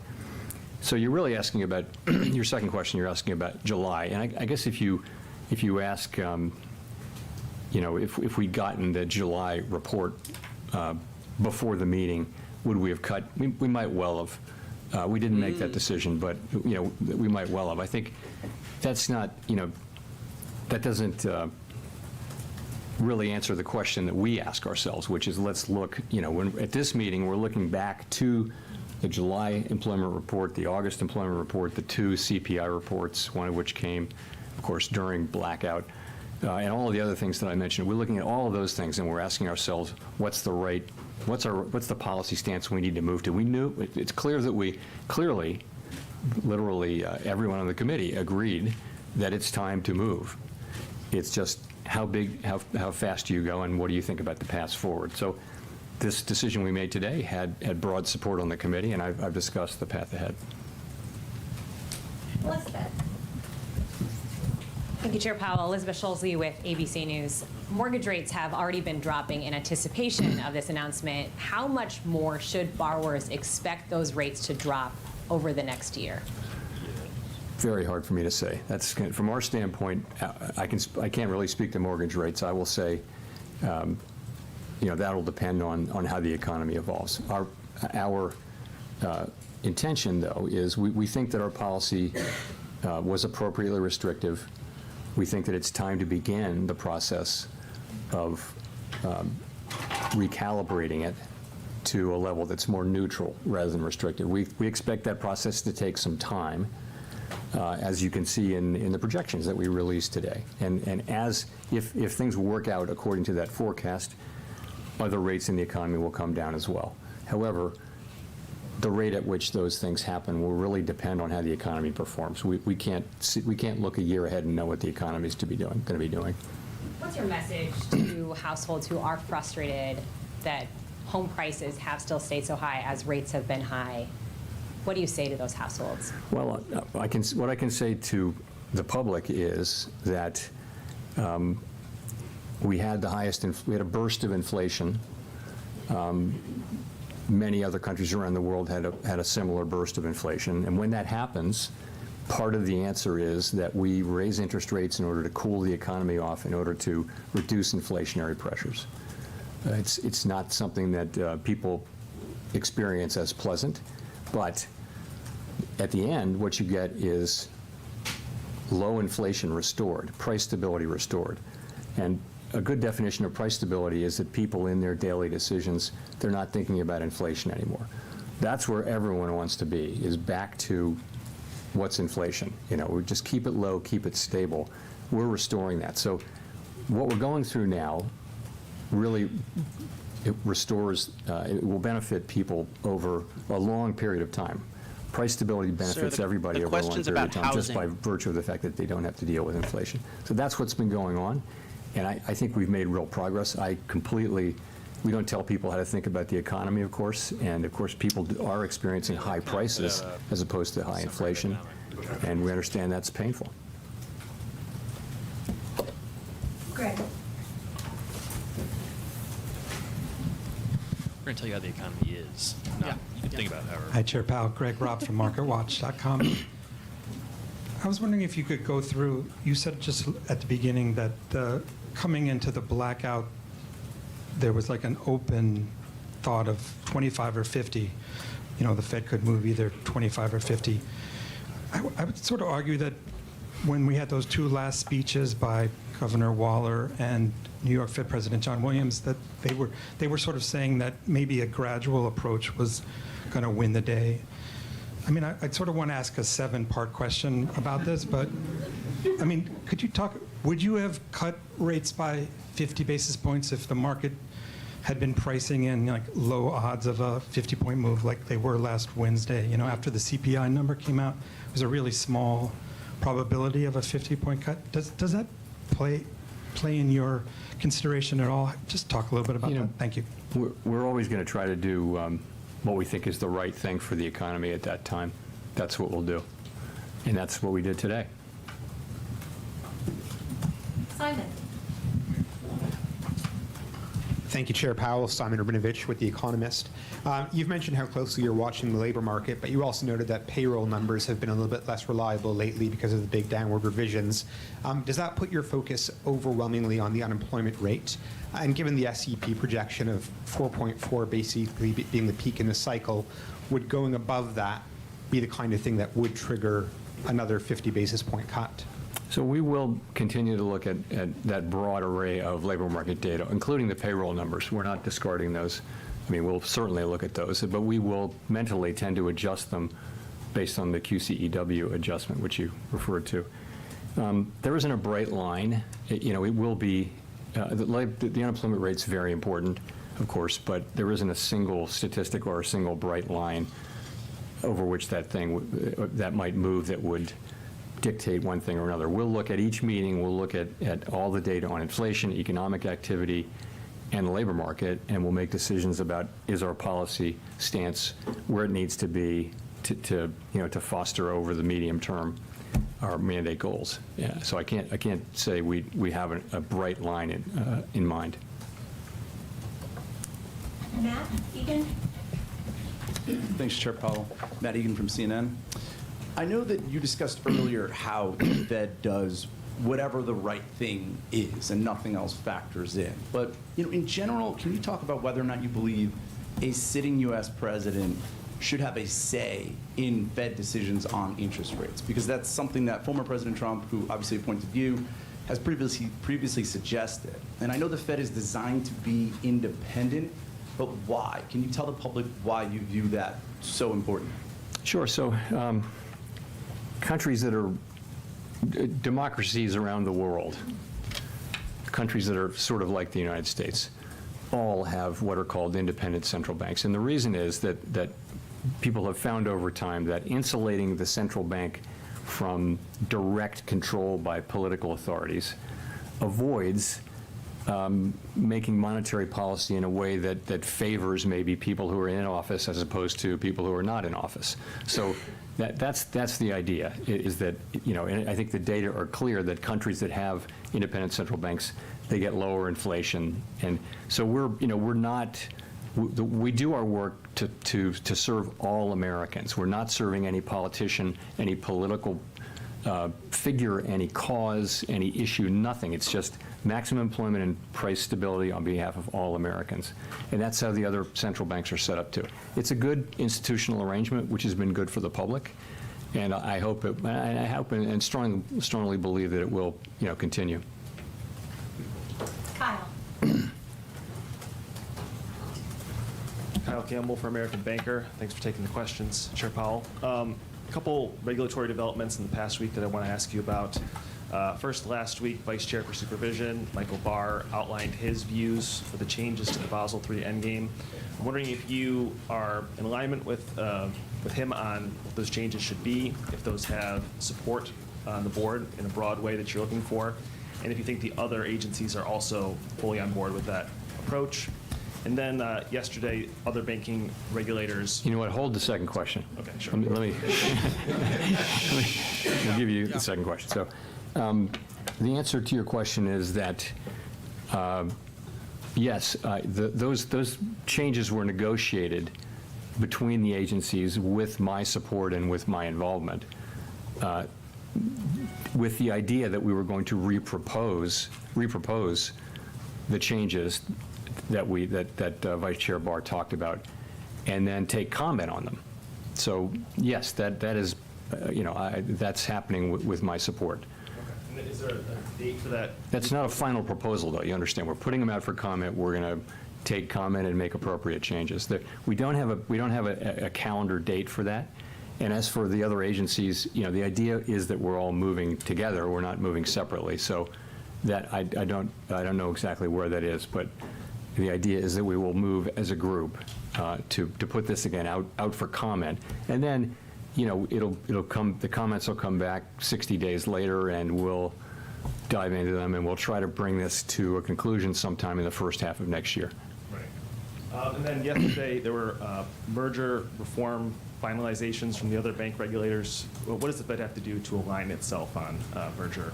I would bounce that question to Vice Chair Barr.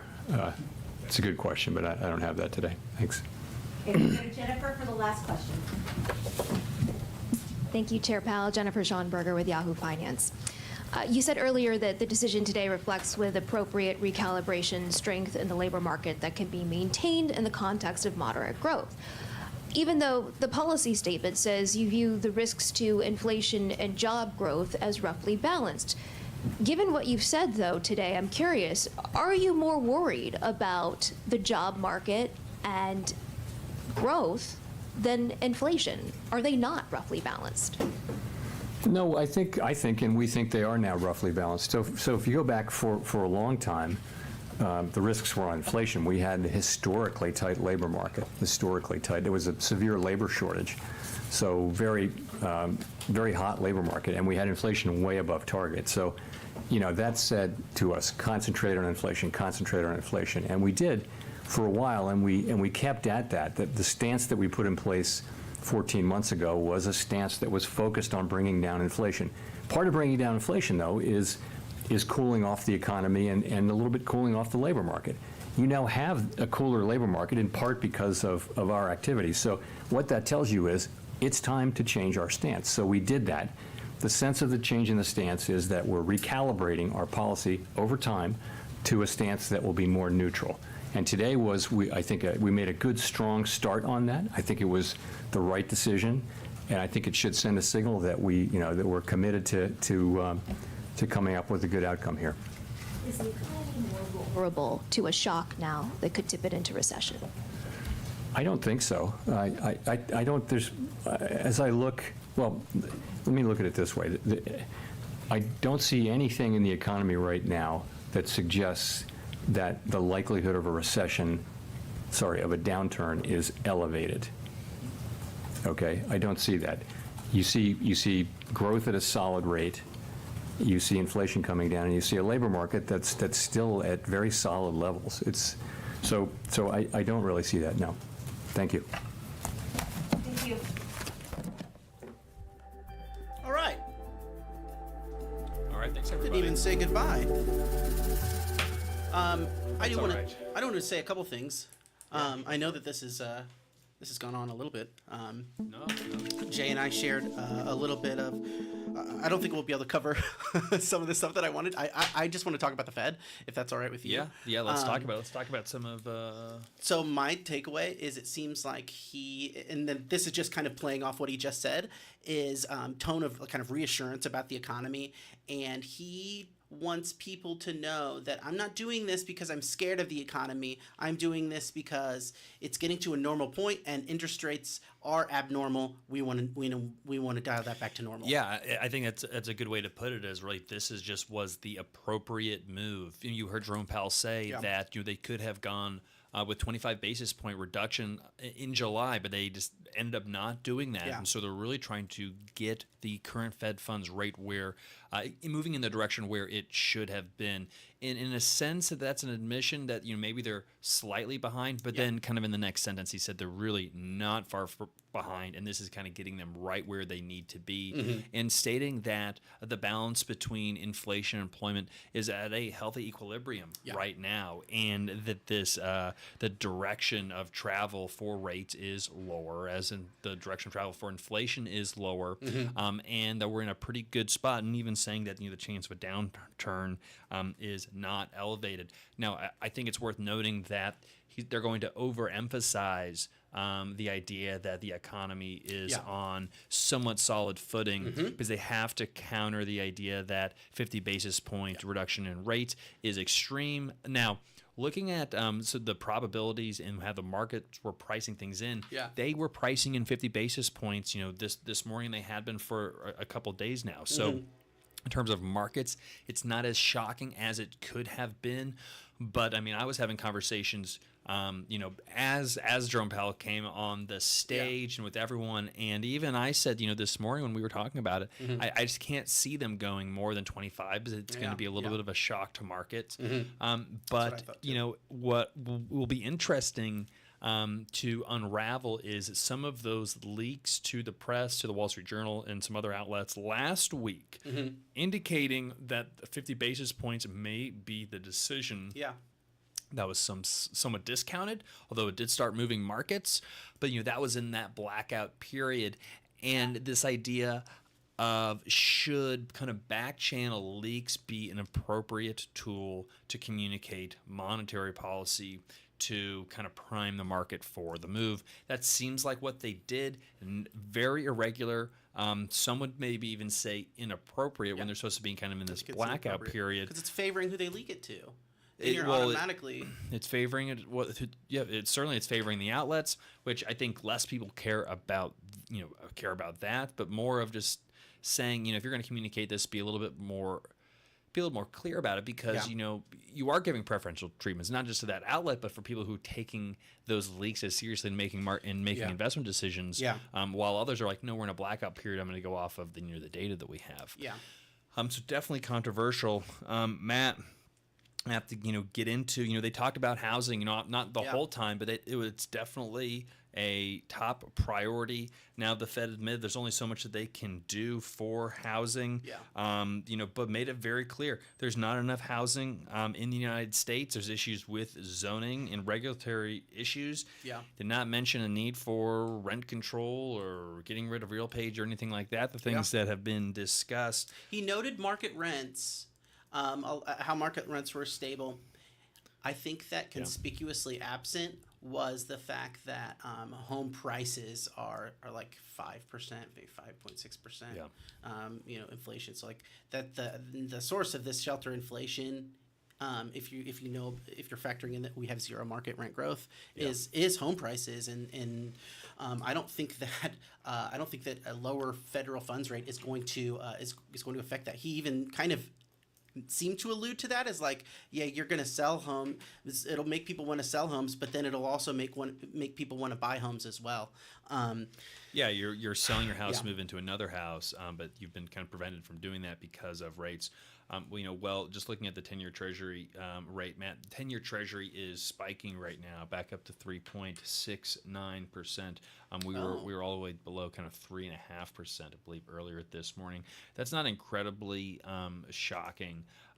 Folks are, they're essentially they're selling off right now. I would like to ask you one or two of the same kind of question that I asked Jay when we learned that it was a 0.5% basis point increase. What if anything do you think this is going to have effect on the multifamily market, on investment appetite, on the deal flow that is going to happen through the end of the year? I'm not talking about what happens in 2025, because I think it's really going to ramp up in 2025. But is there going to be an immediate effect of people that are trying to like get ahead of it or get their deals in before the finish line? Jay seemed to be a little bit skeptical that anyone would have time to get their deals, or do you think now that like before the end of the year? Yeah, before the end of the year, or is this going to affect deals that are currently being marketed? I am curious. Maybe if this decision was made a month or two ahead of time, maybe if it was made in July, if that would have had a material effect, I would guess that it would result in a measurable increase in investment activity in buying and selling, because people just kind of want to get ahead of it, and this trend is real in a way. Now, and again, Jay also was noting that people had been factoring this in. This has been a part of people's thinking for probably like 2 months. He cited the increased activity, but I think that there's something about it actually happened. It makes it real to some investors. I think you've got a good point. I think you and Jay are both right. I think that this certainly was starting to be priced in, and now it's truly priced in. And an acceleration was, while we're saying the 50 basis point was priced in, I mean that was priced in the bond market, not necessarily priced in the multifamily market. Now the multifamily market, it's a little bit kind of broader and kind of duller, kind of blade, in the sense that it's not as exact of where the rates are going to go, just more of in the direction of rates are going to be coming lower.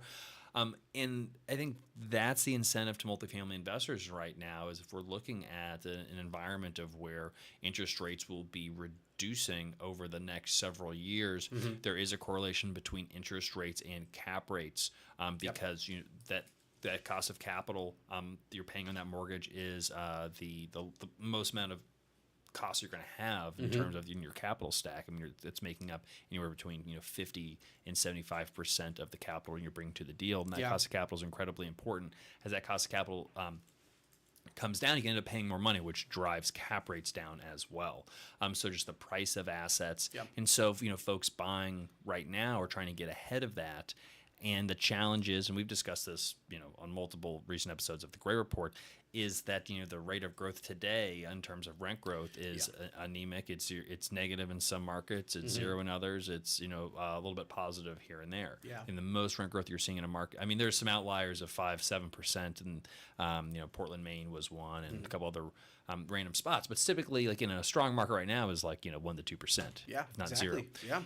And so that doesn't look attractive on yields going forward. If you're buying a property, what kind of cash flow is going to throw off this year and next year? You're not really being able to see great cash flow because while interest rates have been coming down, the 10-year Treasury, 3.69 as of right this second, much lower than the 4s that it was a couple months ago. But the prices are going up.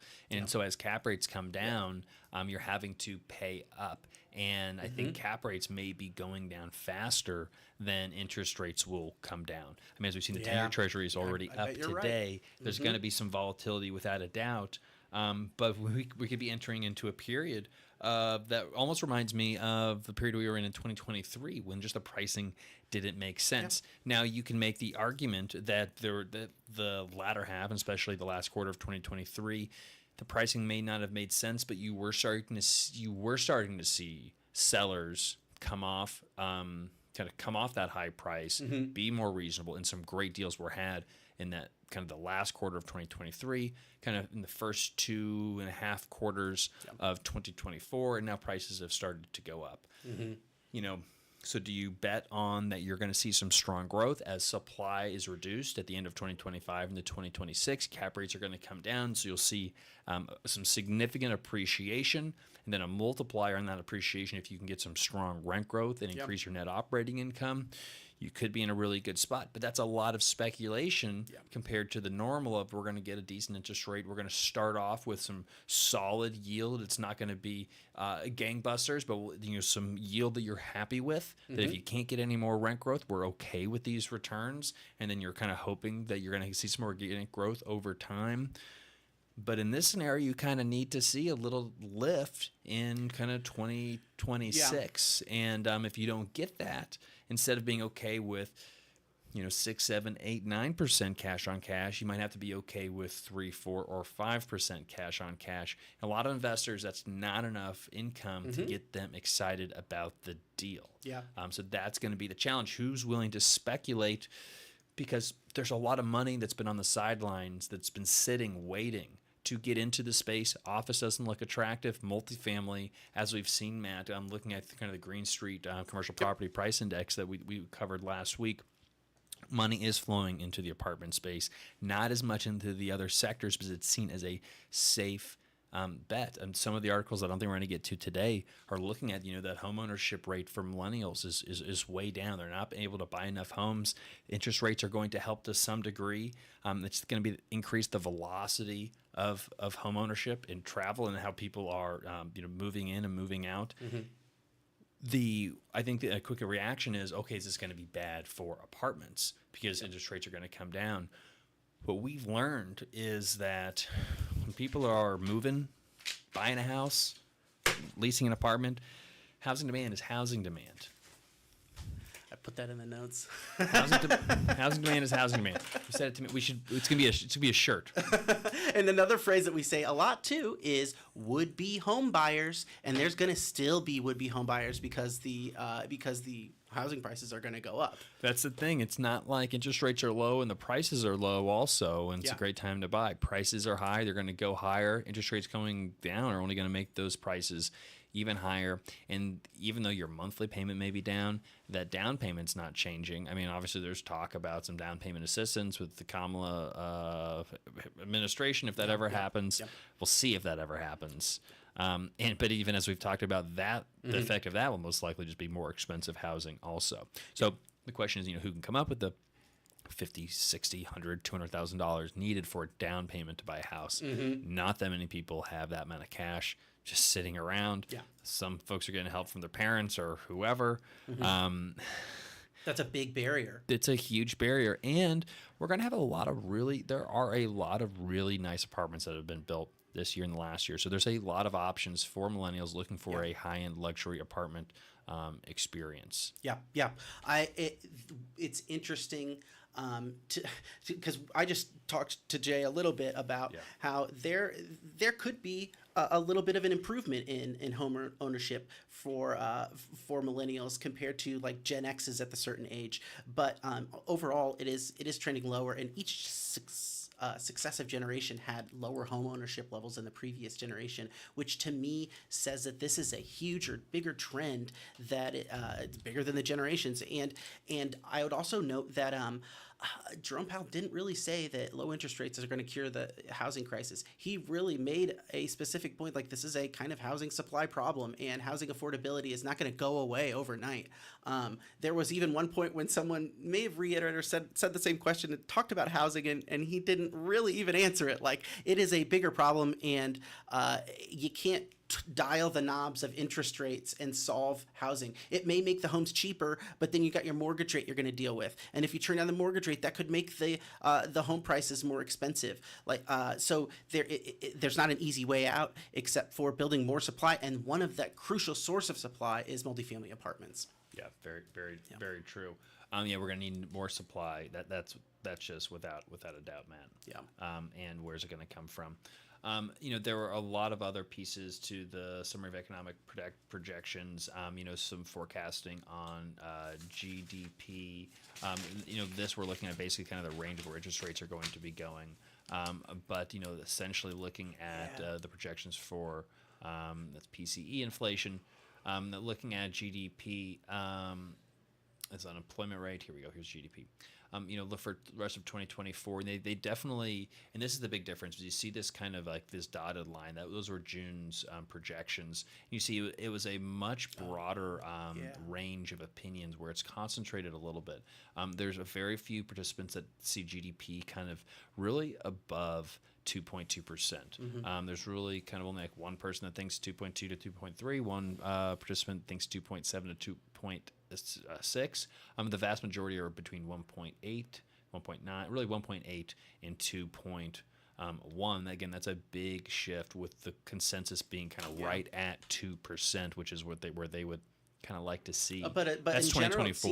General, it seems like 2024's numbers this shifted year. down a little bit. The 2024 numbers. Yep, they've shifted down. In 2025, it kind of similar to where they were last month, although a little bit more to the downside of more participants. I'm thinking that we're going to be in the 1.8 to 1.9 range rather than the right at the 2% handle. But there are still some participants that are going to that believe that we may see slightly stronger growth, kind of in that 2.3 to 2.5% GDP range. And looking out into the future, and as we go on into 2026 and 2027, I mean it's even more speculation. But they're not calling for. Here's what they're not calling for. They're not calling for accelerated inflation. At least when we're looking at GDP. If we actually look at PCE inflation. So this is unemployment rate, PCE inflation. I mean, this is, I think, the big difference where they really kind of dialed it back, where just starting in 2025, the consensus was more in the 2.3 to 2.4% range of inflation. The vast majority of participants now believe that the PCE inflation is going to be right, but at 2.1 to 2.2, much closer to their target of 2%. Basically saying, hey, look, we're slowing down, but we're slowing down right to where we want it to be. Matt, the flaps have been put up. The landing gear is down and the flaps are up, and they're saying that we are getting ready to achieve this soft landing. Again, with even more participants in 2026 thinking that PCE inflation will be right at 1.9 to 2%. Go ahead, Matt. Just this and we noted this before, just kind of the overarching implication that you caused this, your high rates have caused this labor market, these labor market troubles. I think he did a lot of work, rhetorically, I think, to characterize the employment market as normalizing and healthy rather than heading towards disaster.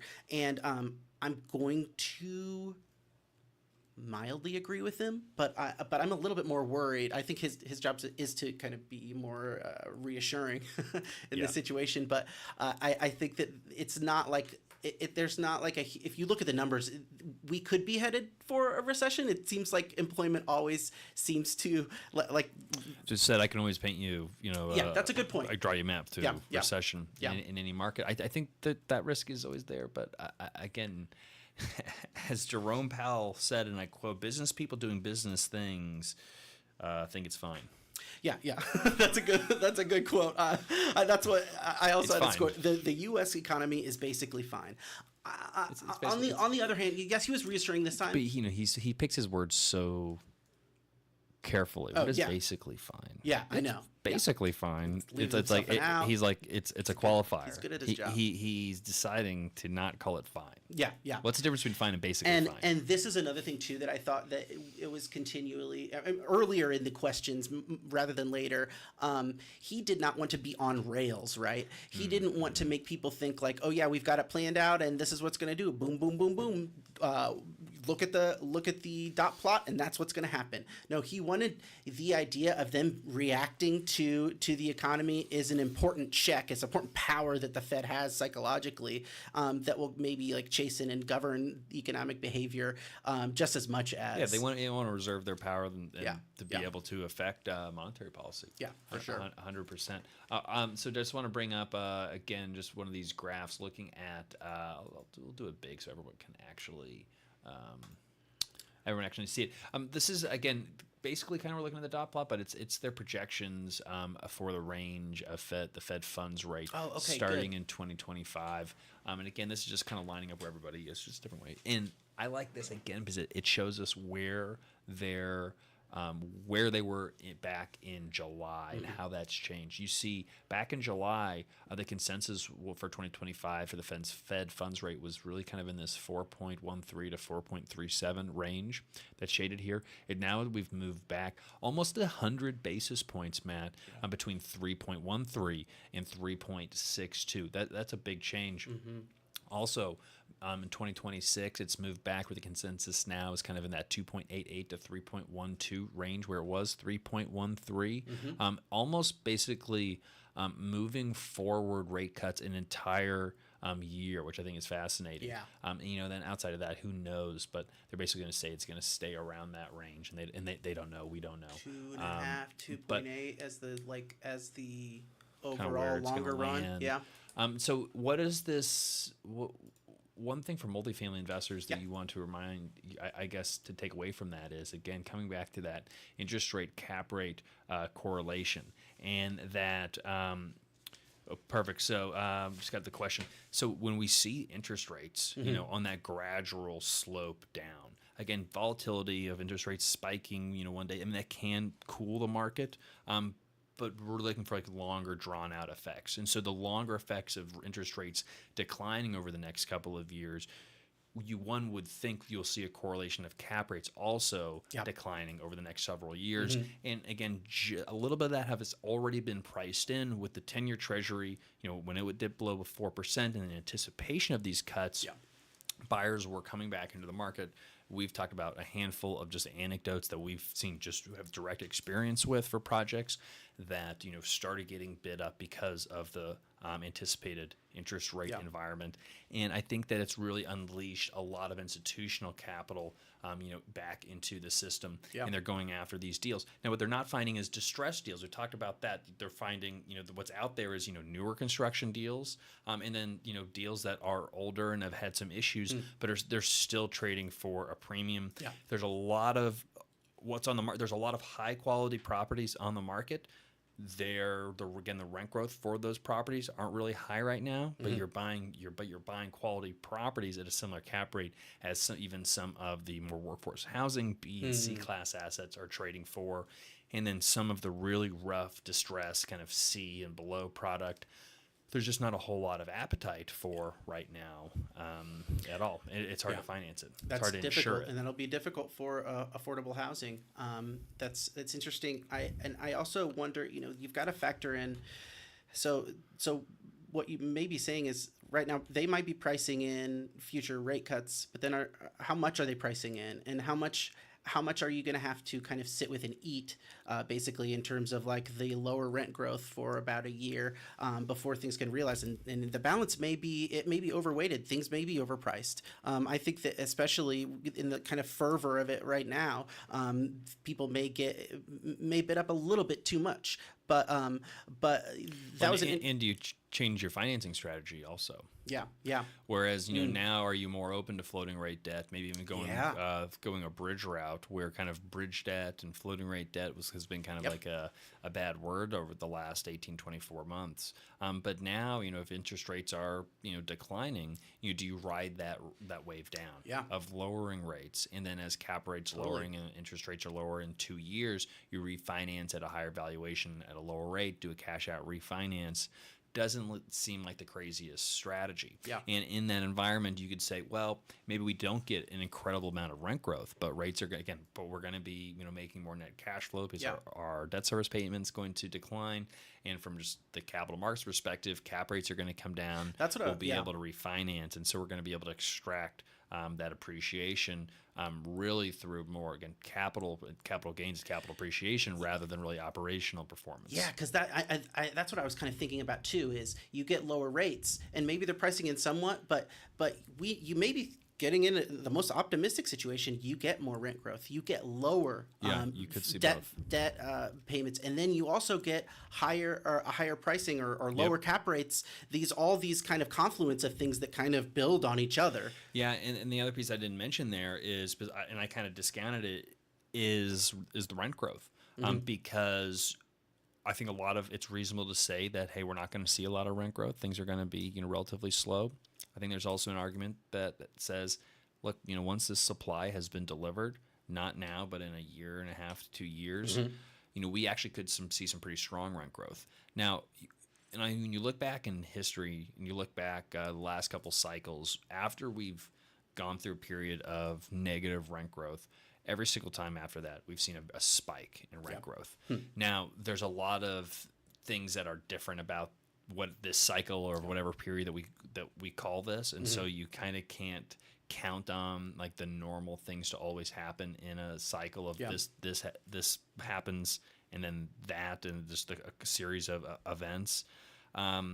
But there is a lot of housing demand, and so all of the ingredients are there for accelerated rent growth. And I'm not saying the rent growth that we saw in 2021. I'm saying moderate rent growth, kind of in that 4 to 6% range. I don't think is off the table. And then so if you do get kind of the hat trick of lowering cap rates, lowering interest rates, and increased rent and higher rents, it could be an absolute incredible time to acquire real estate. But you have to stomach low cash flow, maybe in that first year or two, just to be able to have the chance. So I would say that there is a maybe not higher degree of risk, but there's risk. There's absolutely risk. But what's different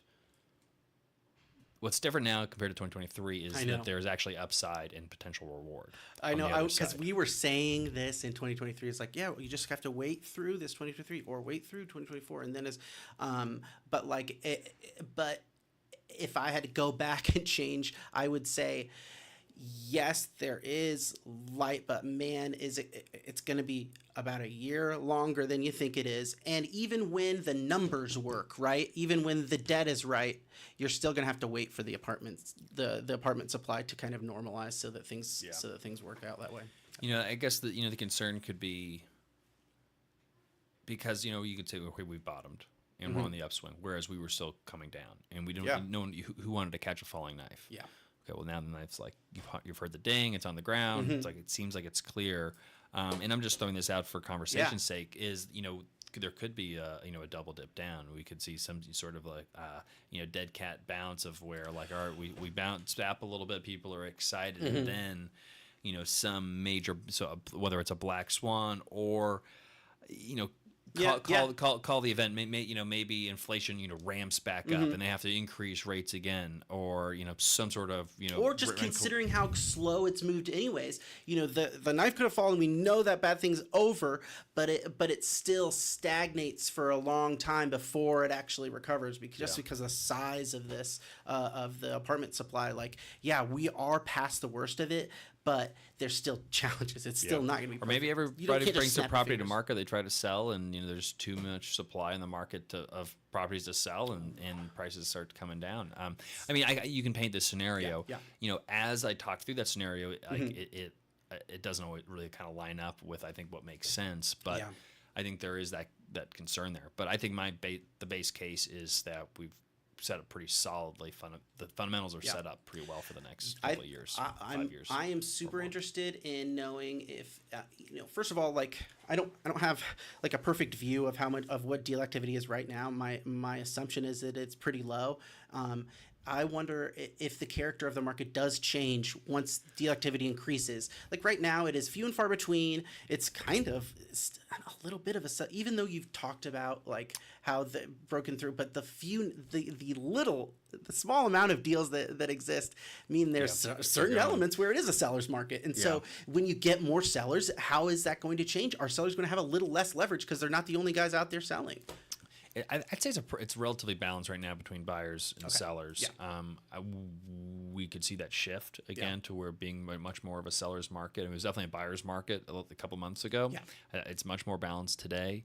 Back to your earlier question when we were talking about kind of just timing and what's going to happen before the end of the year. I think we're thinking about it in those terms, but if you take the end of the year out of it, and people are ready to do deals. And it doesn't, in some cases it has to be done. We got to close it before the end of the year. But unless you have, there can be reasons. They can be tax reasons. They could be, you may have a loan expiration, but you close in December. Sometimes closing mid-January is way better than closing in December. Who wants to work kind of halfway through the end of December? You might want to work, but no one else wants to work. So good luck getting anything done between Christmas and New Year's.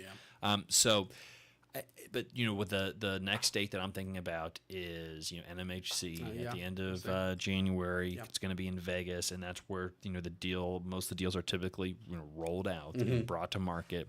And I know just as conversations we have with brokers talking about our portfolio and maybe something that we're interested in selling, and we haven't been big on selling because it hasn't been a great market. We did sell properties; we were able to get a great price for it, but it will be very interesting if that becomes the rollout and the showcase and figuring out where the market is, and it could be wild. That's what's so interesting. I completely agree.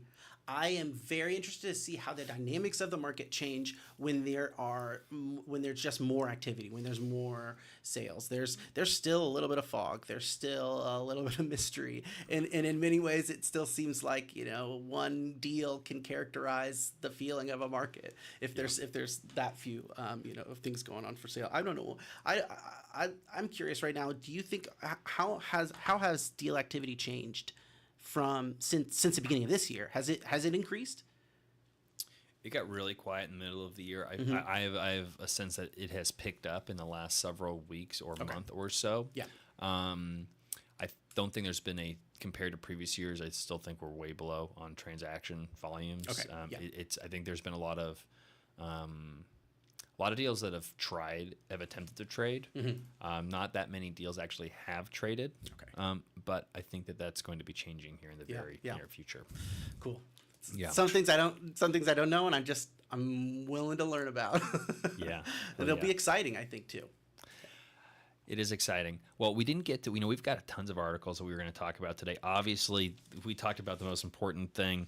Matt, we're going to, first, where can somebody go? Where can they go to find these articles? You can log in to www.graycapitalllc.com/newsletter and sign up for the Gray Capital newsletter and get every week on Thursday and a bonus update on Sunday the latest, greatest, and best, most importantly, the best knowledge, research, and reports on the multifamily market, commercial real estate, and the economy.